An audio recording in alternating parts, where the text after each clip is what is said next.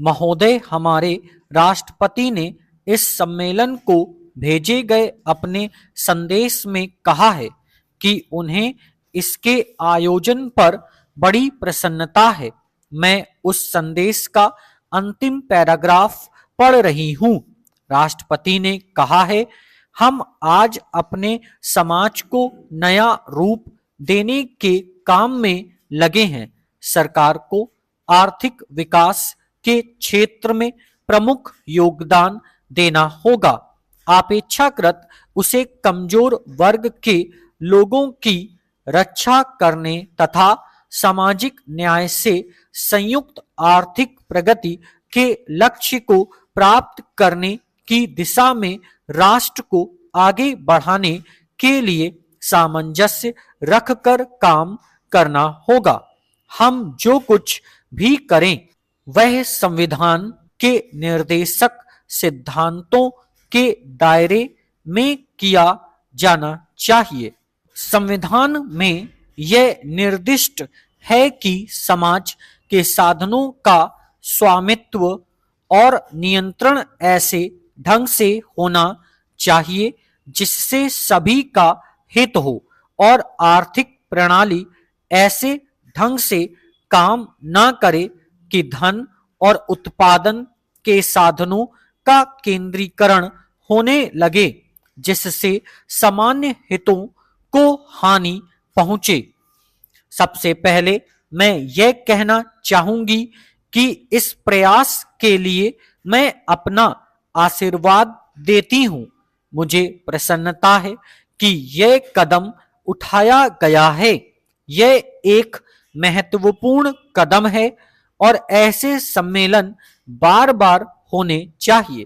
सार्वजनिक क्षेत्र से संबद्ध विभिन्न श्रेणी के लोगों के लिए महत्वपूर्ण है कि वे मिल बैठकर विचार करें और स्पष्ट समझाएं कि हमारा इस घोषणा से क्या अभिप्राय है, कि हम समाजवाद चाहते हैं तथा इसे लाने के लिए अपने ठोस सुझाव दें। कुछ सुझाव आए भी हैं।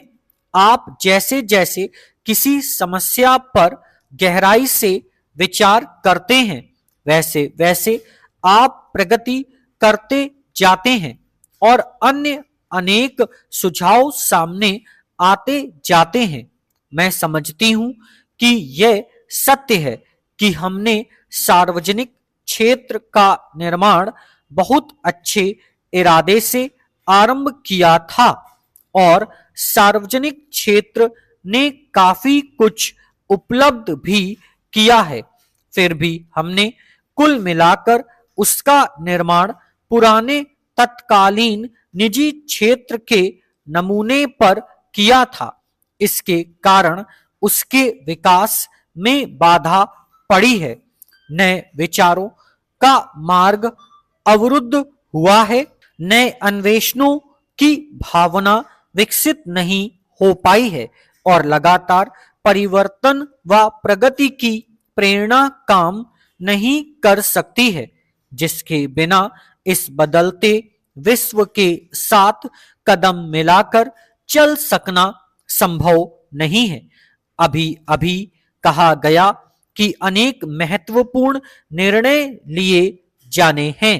यह कदम सही है, लेकिन प्रत्येक निर्णय के पीछे मुट्ठी भर लोगों के प्रति नहीं, बल्कि इतनी व्यापक जनता की भलाई के लिए प्रतिबद्धता होनी चाहिए कि उस निर्णय को प्रभावशाली रूप में कार्यान्वित किया जा सके। उसे सही ढंग के साधनों और संगठनों का भी सहारा मिलना चाहिए। हमारे यहाँ उन सबका अभाव है।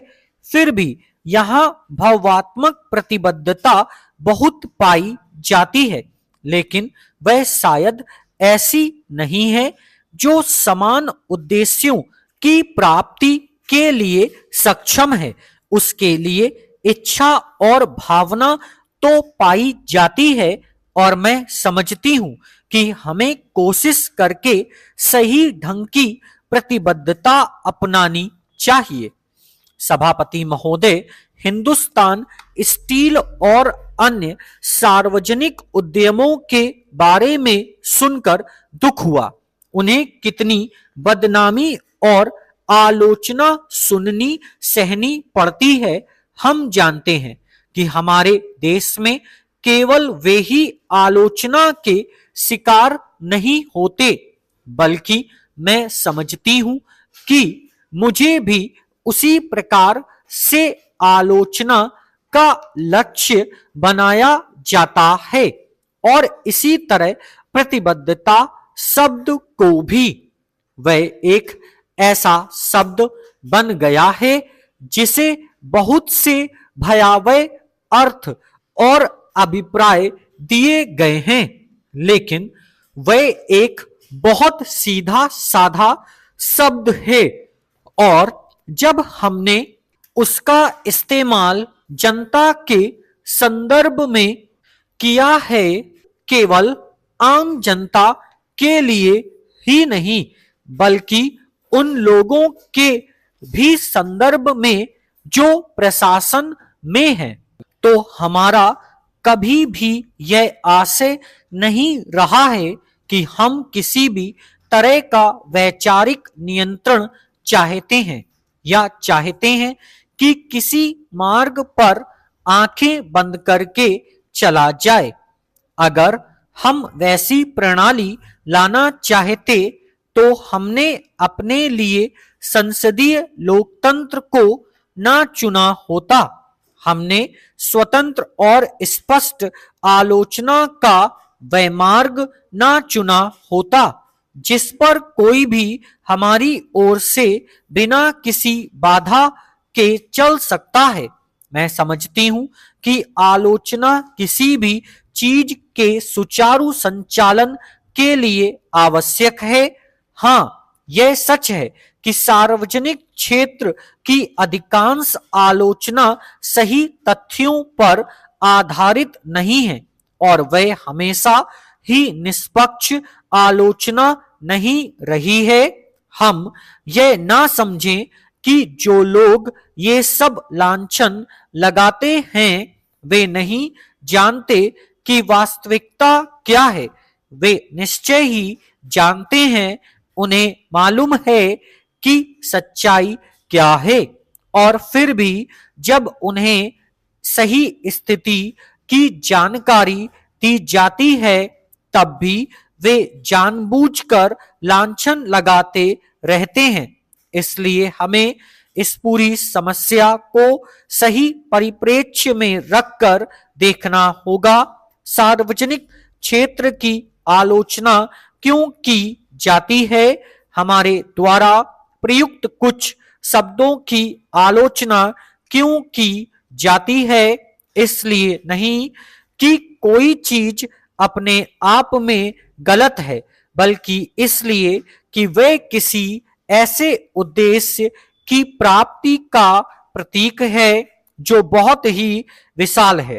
इसलिए आलोचना कोई विशेष व्यक्ति या वस्तु की ना होकर कहीं बड़े इरादे से होती है, लेकिन सार्वजनिक रूप से कोई भी उस बड़े इरादे को सामने नहीं रखना चाहता।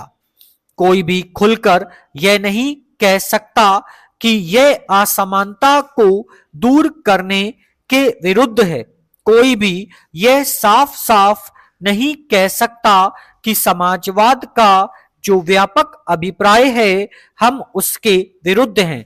इसलिए आलोचकों को कोई और निशाना ढूंढना होता है। उन्हें ऐसे तरीकों की खोज करनी होती है जिससे वे जनता का ध्यान बड़े बड़े उद्देश्यों से हटा सकें। इसलिए जहां यह बहुत जरूरी है कि हम श्रमिकों तथा अन्य लोगों के लिए इस प्रकार के शैक्षिक मंचों का आयोजन करें, वही हमें उस शिक्षा को कहीं ज्यादा व्यापक परिप्रेक्ष्य में देखना होगा। इन विशिष्ट समस्याओं के बारे में जानकारी अवश्य दी जाए और देश की भलाई के परिप्रेक्ष्य में देनी होगी। Full stop.